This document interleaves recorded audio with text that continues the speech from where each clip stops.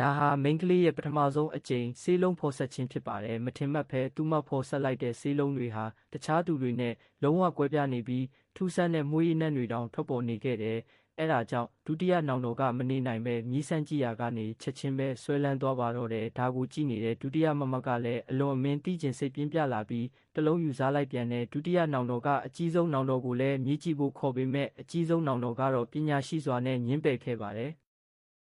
တကယ်ပဲတခုခုတော့လွဲချော်သွားခဲ့ပါပြီအကြီးဆုံးနောင်တော်ဟာဆရာဖြစ်သူစီအပြေးလွှားသွားပြီးဖြစ်ကြောင်းကုံစင်ကိုပြောပြလိုက်တယ်ဆရာဖြစ်သူမိဖို့ချောင်ကိုရောက်လာတဲ့အခါမှာတော့တပည့်နှစ်ယောက်ဟာအစားအသောက်တွေကိုအယူအမှုစားတောက်နေကြတာကိုတွေးလိုက်ရတဲ့ဆရာဖြစ်သူဟာတခြားရွေးချယ်စရာမရှိပဲသူတို့ကိုတတိလစ်သွားအောင်လုပ်လိုက်ရပါတယ်အဲ့ဒီနောက်သူတို့ဘာတွေစားခဲ့တယ်လဲဆိုတာမိန်းကလေးကိုမေးမြန်းပါတော့တယ်မိန်းကလေးကသူမဖော်ဆက်ထားတဲ့ဆေးလုံးတွေကိုဂယုတစိုက်ထုတ်ပြလိုက်တယ်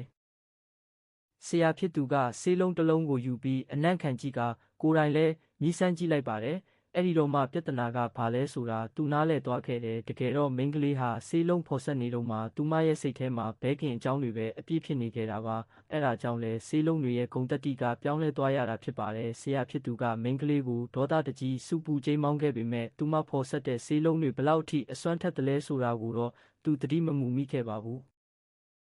အဲ့ဒီညဆရာဖြစ်သူတရားကျင့်ကြံနေတော့မှပဲအရသာရှိတဲ့အစားအသောက်တွေအများကြီးကသူ့စိတ်ထဲမှာပေါ်လာပါတော့တယ်အဲ့ဒါကသူ့ကိုချက်ချင်းပဲအလွန်အမင်းပိုက်ဆာလာစေခဲ့တယ်အဲ့ဒါကြောင့်ဆရာဖြစ်သူဟာမိဖို့ကြောင့်တဲ့ကိုအစားအစာခိုးစားဖို့တွားရင်မိန်းကလေးရဲ့ရှာဖွေတွေ့ရှိခြင်းကိုမမျှော်လင့်ပဲခံလိုက်ရပါတယ်မိန်းကလေးဟာသူမရဲ့ဆေးလုံးတွေကဆရာဖြစ်သူအပေါ်မှာပါတက်ရောက်မှုရှိလိမ့်မယ်လို့လုံးဝမထင်ထားခဲ့ပါဘူးဆရာဖြစ်သူကသူမကိုအပြစ်ပေးမှစိုးရိမ်တာကြောင့်စိတ်ကျေနပ်အောင်အစားအသောက်တွေယူဆောင်လာပေးခဲ့ပါတယ်